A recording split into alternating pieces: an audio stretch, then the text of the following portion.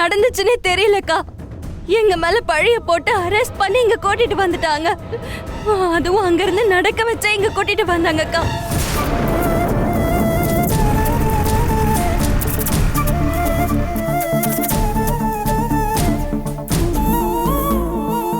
எதுக்கு சார் அவங்கள அரெஸ்ட் பண்ணிருக்கீங்க?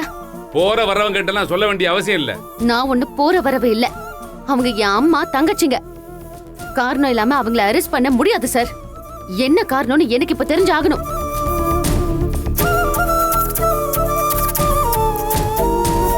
காலையில இருந்து காதுக்குள்ள குயின்னு சத்தம் கேக்குது. எதுவுமே சரியா கேட்க மாட்டேங்குது.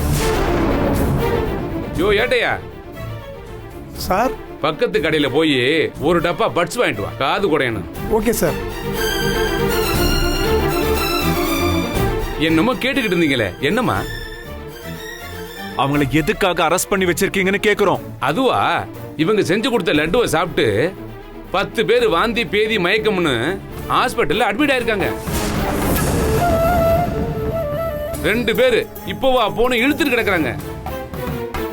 இதுல ஒருத்தருக்கு ஏதாவது ஆச்சுன்னா கூட இந்த இன்ஸ்பெக்டர் கேசவனுடைய டைம் ரொம்ப நல்லா இருக்குன்னு அர்த்தம். அக்கா, நாங்க மருந்து கலந்துட்டோன்னு போய் சொல்றாங்க அக்கா. அம்மாவை அடிச்சிட்டாங்க அக்கா.